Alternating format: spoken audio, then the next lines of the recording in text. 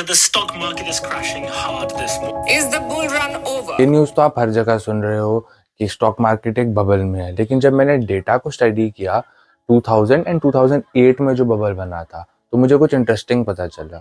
तो क्या पता चला, चलिए मैं आपको समझाने की कोशिश करता हूँ। Okay, so in the year 2000 जो इंटरनेट था वो नया नया आया था, तो तब जो इतनी भी इंटरनेट कंपनीज थी उनके शेयर प्राइसेस स्काई रॉकेट कर रहे थे। चाहे वो इंडियन मार्केट हो या चाहे वो यूएस मार्केट हो, जितने भी इंटरनेट बेस्ड कंपनीज थे या .com शेयर्स कहा जाता था इनको, वो सारे बहुत सारे शेयर्स $1 बिलियन वैल्यूएशंस कमांड कर रहे थे।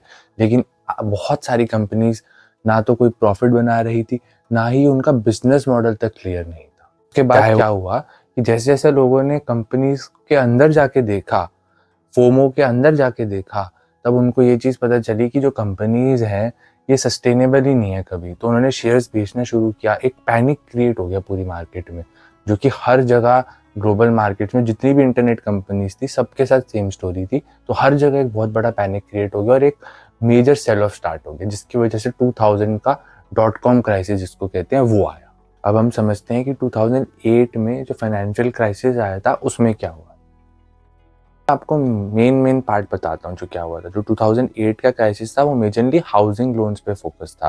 तो क्या हुआ कि बहुत ज़्यादा हाउसिंग लोन्स दे दिए गए थे और 2007 एंड तक आते आते बहुत ज़्यादा डिफ़ॉल्ट होने शुरू हो गए थे। जैसे जैसे डिफ़ॉल्ट होता है तो बैंक आपका हाउस लेके उसको मार्केट में सेल के लिए डाल देता है। आपको जब 2008 आया, वहाँ उस टाइम तक बहुत ज़्यादा डिफ़ॉल्ट होने लग गए थे, तो बहुत ज़्यादा हाउसेज मार्केट में आ गए थे सेल करने के लिए बैंक्स के थ्रू। तो सप्लाई डिमांड से बहुत ज़्यादा हो गई थी, उसकी वजह से हाउसिंग मार्केट ही कोलैप्स हो गई।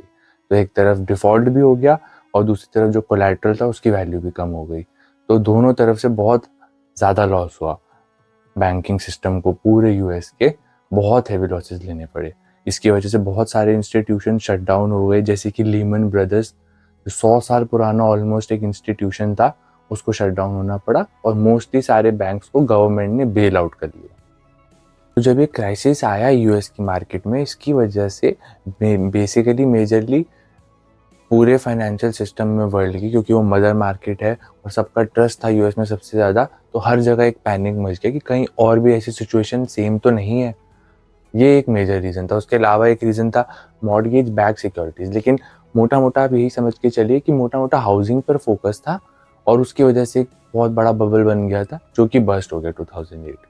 अब हम समझते हैं कि आज की प्रेजेंट सिचुएशन क्या है डेटा के साथ। तो जब ये क्राइसिस ओके, तो सबसे पहले मैंने निफ्टी 50 का चार्ट ओपन किया, जो हमारा स्टैंडर्ड इंडेक्स होता है। उसको मैंने मैक्स पे सेट कर दिया 2007 से 25, तो अराउंड 18 ईयर्स का आ गया। मीडियन है इसका 21.9 और करंटली जैन 2025 का जो है वो 21 से 22 के अराउंड है। तो ये है निफ्टी 50 का।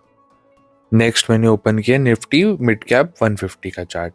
इसमें मीडियन पी है अराउंड 27.6 और करेंटली 4 फेब 2025 का पी है अराउंड 37। तो हाँ, ये इन्फ्लेटेड है अराउंड, आप कह सकते हो अराउंड 30 to 40%। नेक्स्ट मैंने ओपन किया है निफ्टी स्मॉल कैप 250 का चार्ट। इसका मीडियन पी है अराउंड 29.8 एंड करंटली हम चल रहे हैं 30 पे।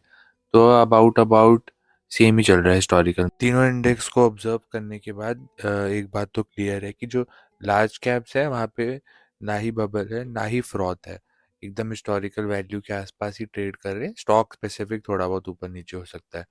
जो मिड कैप है वो सबसे ज़्यादा प्रीमियम पे ट्रेड कर रहा है और उसके बाद स्मॉल कैप वो भी ऑलमोस्ट सेम ही लेवल पे ट्रेड कर रहा है। ये मेरा स्पेशल बबल फिल्टर है, इससे मार्केट की फ्रॉथ चेक हो जाती है। तो देखते हैं इसमें क्या रिजल्ट आता है। तो बेसिकली 25 कंपनीज ऐसी हैं जिसमें कि कोई भी प्रॉफिट नहीं है, लेकिन फिर भी उनकी मार्केट कैप $1 बिलियन से ज़्यादा की है। तो आप देख सकते हैं delivery, Swiggy, Aditya Birla fashion, Godrej consumer product, Tata chemicals, Vodafone idea, ये सब इस कैटेगरी में आ रही हैं। इससे हमें ये आइडिया हो जाता है कि एक बहुत ही छोटे सेक्शन में थोड़ी सी कंपनीज ऐसी हैं जिसमें कि लॉस के साथ होते हुए भी उनको एक हाई वैल्यूएशन मिल रही है। तो थोड़ा सा कॉज ऑफ कंसर्न है, बट फिर भी मैं नहीं कहूँगा कि ये एक बबल है। अब हम एक दूसरा फिल्टर देखेंगे जिसमें हम चेक करेंगे companies more than $1 billion, small cap, mid cap, large cap सारी, पर पी रेशियो मोर देन 50। तो रिजल्ट्स आए टोटल 187 कंपनीज आई हैं इसमें, small cap, mid cap, large cap सारी कंपनीज हैं। तो इससे मैं ये कहूँगा कि हाँ, एक सेक्शन है जहाँ पे थोड़ी वैल्यूएशन ज़्यादा है, लेकिन सारी कंपनीज आप देख सकते हैं एकदम हाई क्वालिटी, कैश फ्लो अच्छा है जिनका, वो वाली कंपनीज हैं। तो मैं यही कहूँगा कि एक स्टॉक पिकर्स मार्केट है, या सच पूरी मार्केट को मैं एज अ बबल ब्रांड नहीं करूँगा।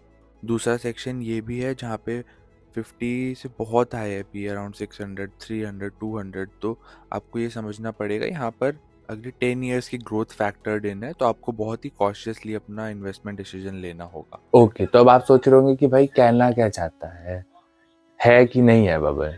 तो देखो, मेरे जो डेटा के हिसाब से जितना भी मैंने अभी तक इन सब चीज़ों को समझा है, बबल तो मैं इसको नहीं कहूँगा। वैल्यूएशंस एक्सपेंसिव हैं कुछ सेक्टर्स में, बट ऐसा भी नहीं है कि ब्रॉडली सब कुछ ही महंगा है। तो मैं बस इतना कहूँगा कि एक स्पेसिफिक स्टॉक पिकर्स मार्केट जिसको कहते हैं, वो है ये कि हाँ, बहुत सारी जगह स्टॉक्स महंगे हैं, लेकिन आप ब्रॉड बेस्ड एक बबल नहीं बुला सकते इसको। कैश फ्लो भी कोई चीज़ होती है, मेरा बस यही मानना है कि बहुत महंगी है चीज़ें, वो और भी महंगी हो सकती हैं, बट ये खोखली कंपनियां नहीं है जिसमें हमने इन्वेस्ट कर रखा है। तो इसके चक्कर में मेरा ये मानना है कि ये बबल तो नहीं है। बाकी आप बताइए, आपको क्या लगता है, क्या एनालिसिस कैसा लगा ये, और किस तरह के टॉपिक्स पे आप वीडियो देखना चाहते हैं, आप प्लीज़ नीचे ज़रूर कमेंट करके बताइए। Thank you.